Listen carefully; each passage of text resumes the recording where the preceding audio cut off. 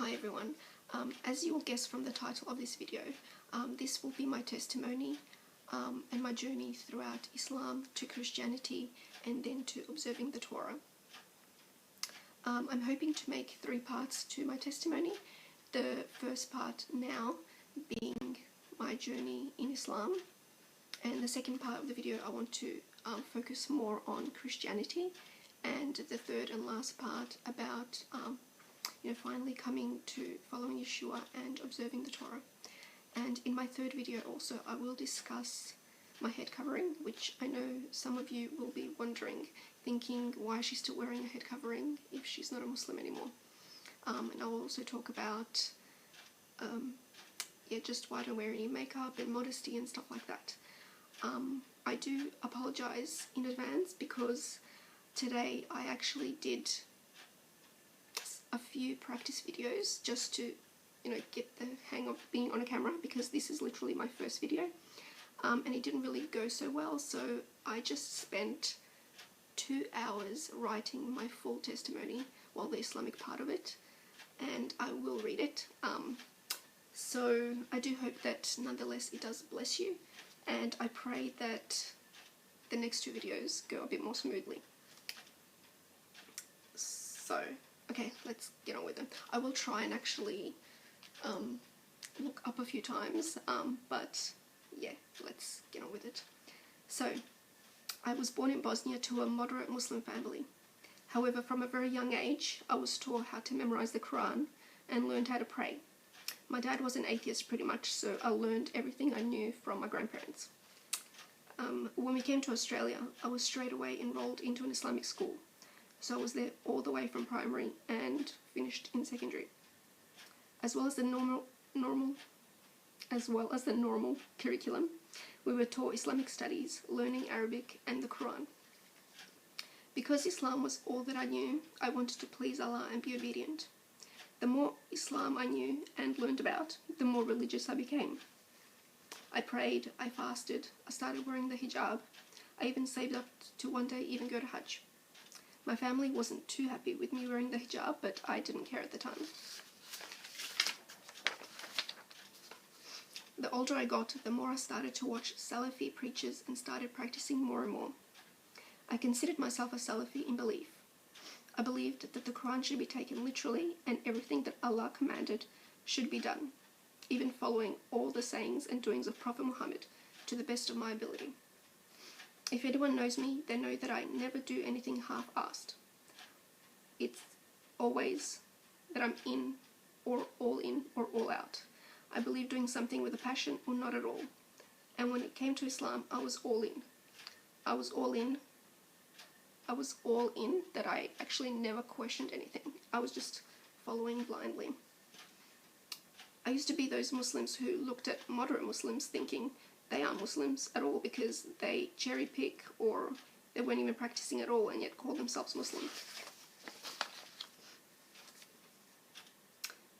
Throughout all of this time period, as I was still practicing, I was having major family issues, going through severe depression, anxiety. I was going through major spiritual issues also, where I was physically and mentally attacked by demons. I would at times be visited by them at night and go through what people these days call sleep paralysis, where you are fully awake but cannot move at all or even make a sound. I went through that on a number of occasions and would see the demon next to me, looking at me, and then I would feel the demon on top of me, holding me down, suffocating me, and I could not make a sound. Some people actually say that those are pretty much hallucinations and it's not dangerous, but I can really assure you that it's very real and not hallucinations.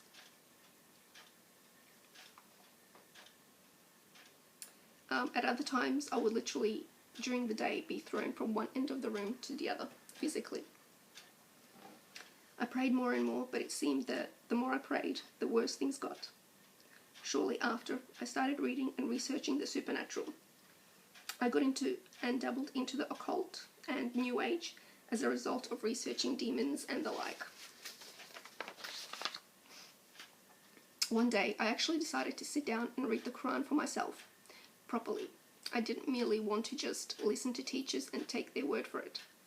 I didn't want others to interpret the Quran for me and tell me what to think and believe. When I read the Quran previously and was much younger, I just followed blindly without actually thinking.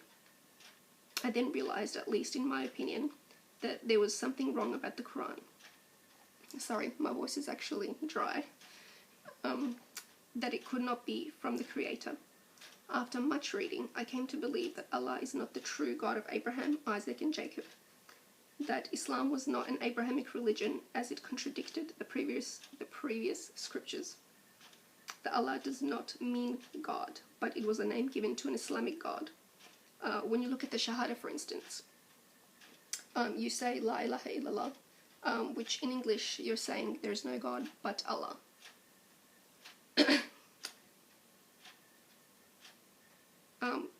So in Arabic the word for God is ilah and not Allah, and therefore it cannot mean that there is no God but God. Instead, it's saying there is no God but Allah. To me, it is saying that Allah would be or could be a God of many gods and not the God.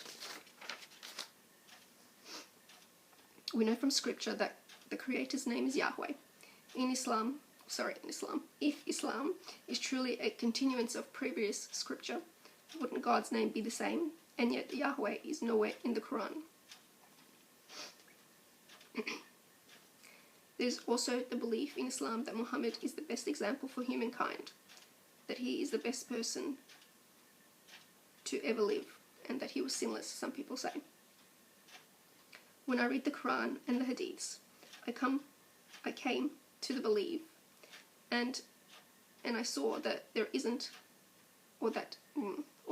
that isn't the case. That Muhammad isn't sinless. In my opinion, when you compare Muhammad to Yeshua Messiah, there is no way that Muhammad was better than Yeshua. There is just no comparison. There are many other reasons I came to believe why Islam is not the true religion for humankind, but won't go into the reasons at this stage. When I first left Islam and became a Christian, I wanted to reach the Muslim community and let them know of the good news. At that time, I went about it in the wrong way and told them that Allah is Satan and that they're going to hell. Yes, I did that. At this stage now, I don't want to really do too much offending, even though people might be offended by listening to what I just said anyway.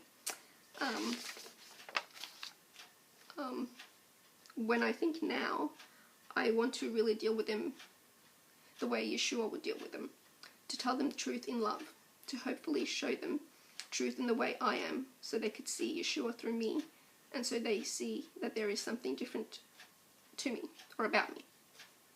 My problem is with Islam.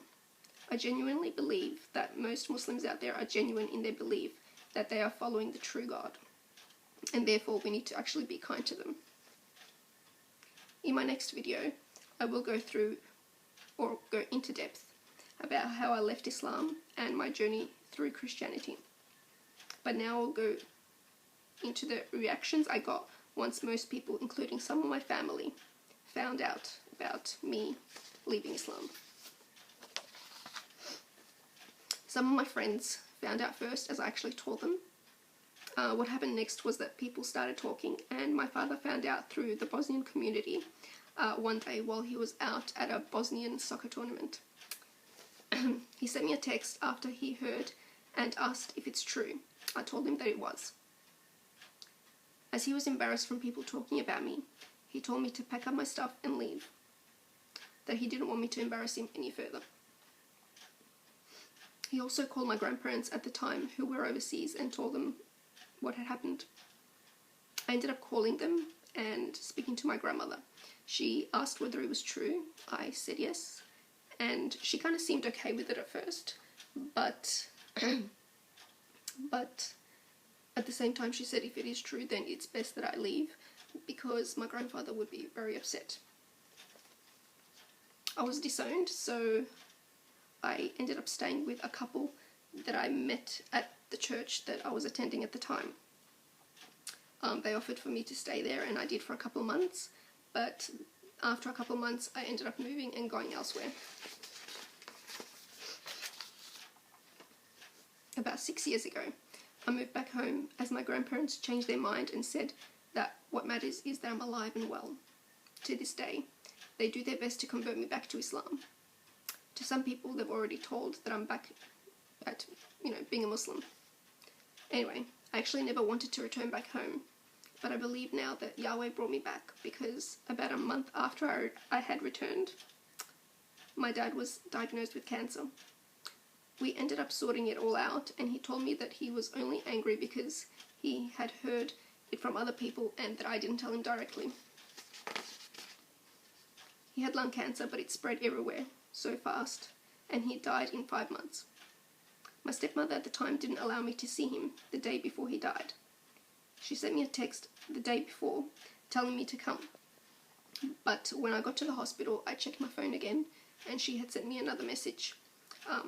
She pretty much told me that if I don't promise my father to, convert back to Islam, not to bother coming. And she hadn't known that we had already sorted things out.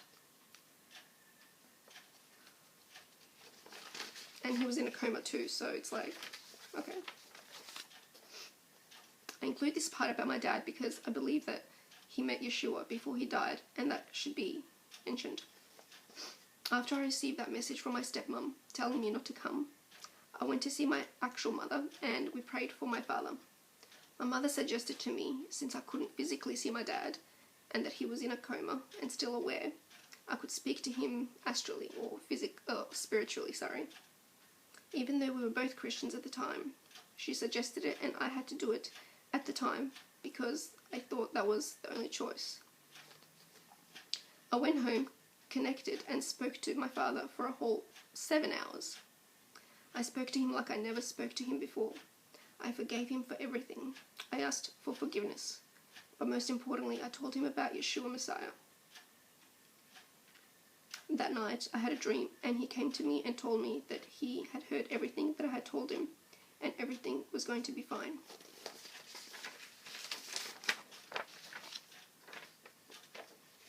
The next day, the day he died, I was at work, and I finished work early and left work about, it was 12:55 p.m.